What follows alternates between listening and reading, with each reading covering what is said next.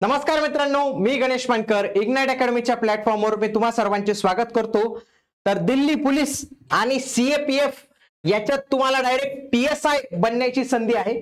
महाराष्ट्रात तर पीएसआय बनताच तुम्ही, पण डायरेक्ट दिल्ली पोलीस मध्ये पीएसआय बनू शकतात किंवा सीएपीएफ मध्ये पीएसआय बनण्याची जाहिरात जी आहे तर ती आलेली, त्याच्याविषयी मी तुम्हाला संपूर्ण माहिती सांगतो। जसं की पात्रता, वेतन किती मिळणार आहे, निवड प्रक्रिया काय, शारीरिक चाचणी काय लागणार आहे, त्याच्यानंतर अभ्यासक्रम, परीक्षा पॅटर्न, सगळ्या काही गोष्टी या व्हिडिओमध्ये मी सांगणार आहे। म्हणून हा व्हिडिओ तुम्ही शेवटपर्यंत पूर्ण बघा। आणि तुम्हालाही वाटतं दिल्ली पोलीस मध्ये मला पीएसआय व्हायचंय, महाराष्ट्रात लय कॉम्पिटिशन झाली तर मला दिल्लीमध्ये जाऊन काम करायचं, तर त्यांच्यासाठी ही चांगली संधी आहे।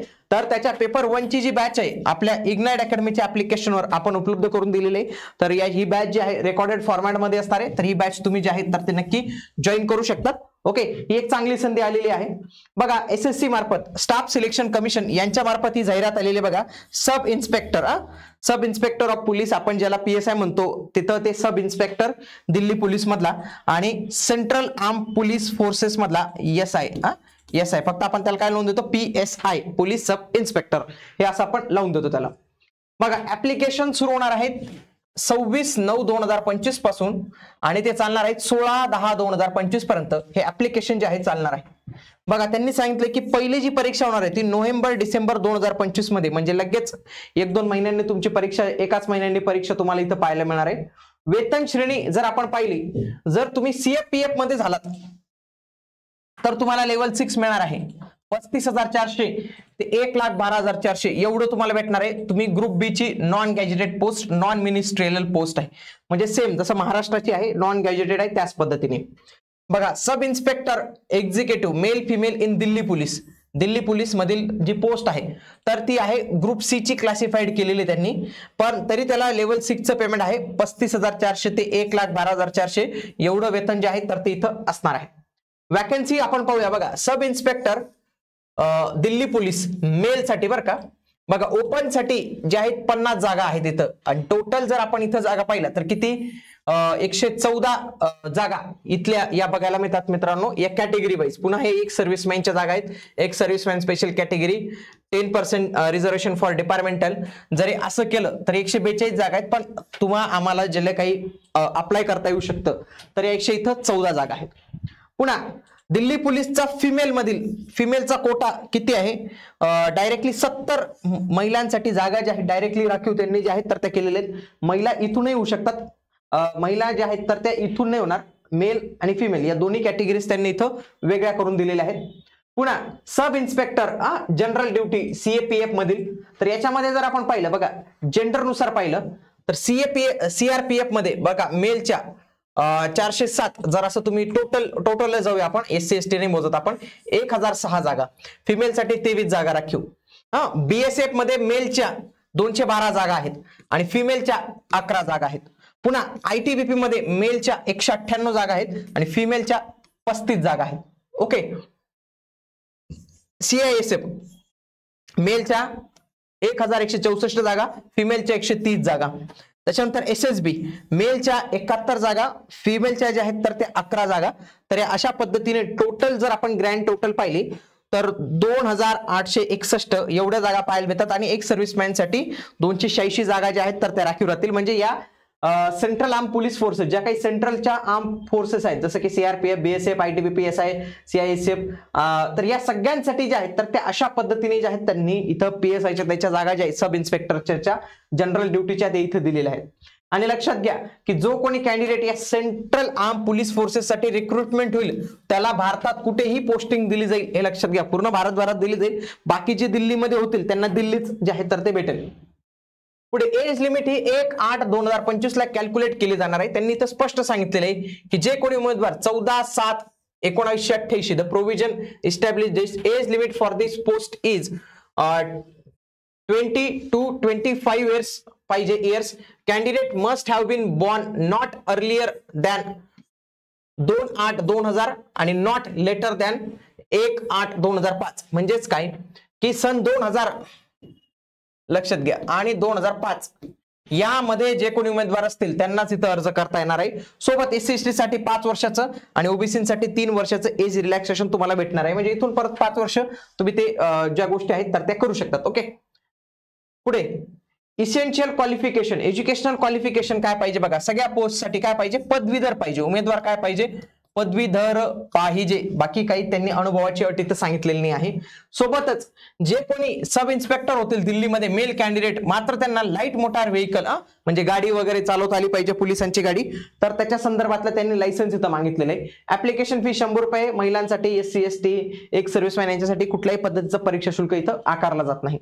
महाराष्ट्रात जर आपण पाहिलं याची एक्झाम सेंटर कुठे कुठे आहेत, एक्झाम कुठे कुठे होऊ शकते बघा. पणजी हे तर गोवा झालं, अहमदाबाद, गांधीनगर हे गुजरातचं झालं, आनंद, राजकोट, सुरत, वडोदरा हे तिकडचे झाले. चला आपलं सुरू झालं बघा. अमरावती, छत्रपती संभाजीनगर 2, 3 जळगाव, 4 कोल्हापूर, 5 मुंबई, 6 नागपूर, 7 नांदेड, 8 नाशिक आणि 9 पुणे. तर असे ही 9 सेंटर आपल्याला महाराष्ट्रात जे आहे पाहायला मिळतात. म्हणजे नाशिक, पुणे सगळ्याकडे आपल्या परीक्षा होतातच.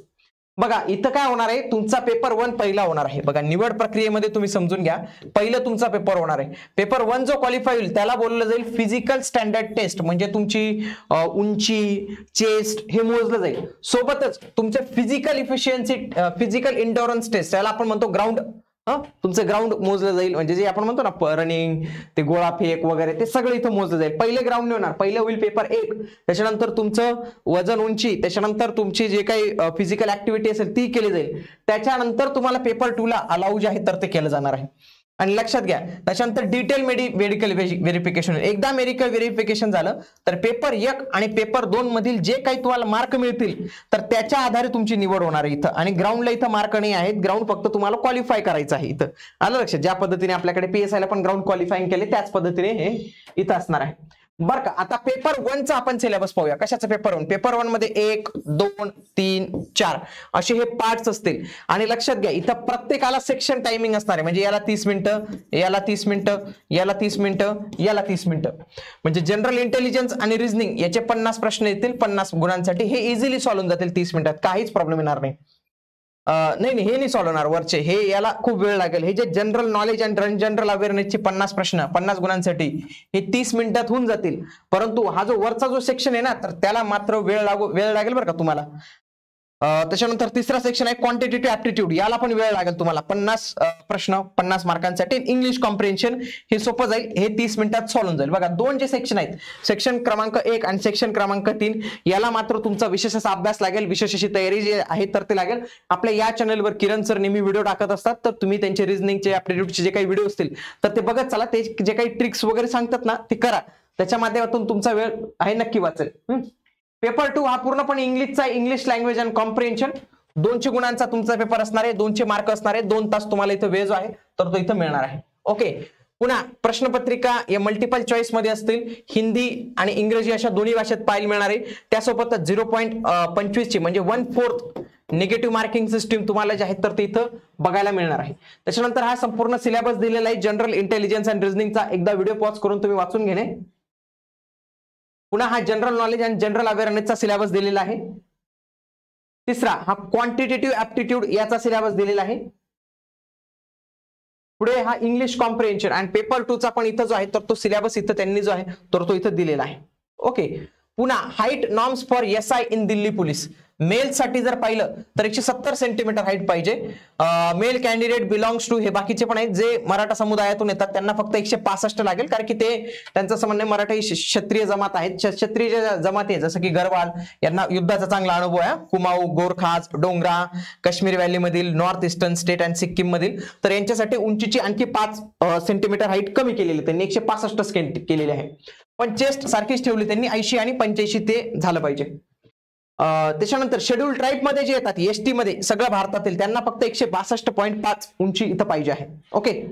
फिमेल कॅन्डिडेट साठी जे आहे तर ते 157 सेंटीमीटर हाईट पाहिजे आहे.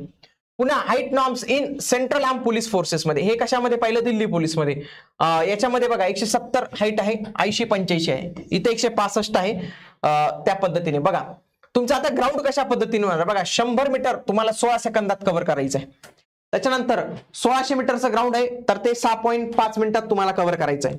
लॉंग जंप मारायचा आहे 3.65 मीटरचा, 3 चान्स दिले जातील. हाय जंप मारायचा आहे 1.2 मीटरचा, 3 चान्स दिले जातील. त्याच्यानंतर गोळा फेकायचा आहे 4.5 मीटर इन 3 चान्सेस मध्ये तुम्हाला तो गोळा जो आहे तो फेकावा लागणार आहे. त्याच्यानंतर फिमेल कॅन्डिडेट साठी 100 मीटरचं ग्राउंड आहे, 18 सेकंदात करायचंय. 800 मीटरचं ग्राउंड 4 मिनिटात. लॉंग जम्प 2.7 सेंटीमीटर 3 चान्स दिले जातील. हाय जम्प 0.9 मीटर 3 चान्स आहेत तर ते दिले जातील तुम्हाला. आणि त्याच्यानंतर जेव्हा तुमचं सिलेक्शन होईल ना तेव्हा तुम्हाला या 7 पद्धतीच्या ऍक्टिव्हिटीज करून दाखवाव्या लागतील. या 7 पद्धतीच्या ऍक्टिव्हिटी करून द्याव्या लागतील. काही एवढं अवघड जे आहेत तर त्या दिसत नाही आपल्याला. त्याच्यानंतर पेपर 1 पेपर 2 चे गुण एकत्र करून तुमची निवड होणार आहे. अशा पद्धतीने आपण ही संपूर्ण माहिती जाणून घेतली. तुम्हाला या व्यतिरिक्त अजून काही माहिती जाणून घ्यायची असेल तर ती नक्की कमेंट बॉक्समध्ये आम्हाला कळवा. आणि महाराष्ट्रातील उमेदवारांना आणखी एक संधी आहे. बऱ्यापैकी उमेदवार करता बरं का. आर्मीमध्ये ज्यांना जाण्याचा क्रेज आहे ना, CAPF CRPF त्यांच्यासाठी चांगली संधी आहे. पदवीधरांसाठी चांगली संधी आहे. तुम्हाला एक चांगल्या रिस्पेक्टेबल जॉब जो आहे तर तो मिळू शकतो. तर ते नक्की अप्लाय करू शकतात. आणि काही गायडन्स लागले तर आपली बॅच अवेलेबलच आहे तर ती तुम्ही जॉईन करू शकतात. भेटूया आता आपण पुढील व्हिडिओमध्ये. तोपर्यंत जय हिंद, जय महाराष्ट्र, धन्यवाद.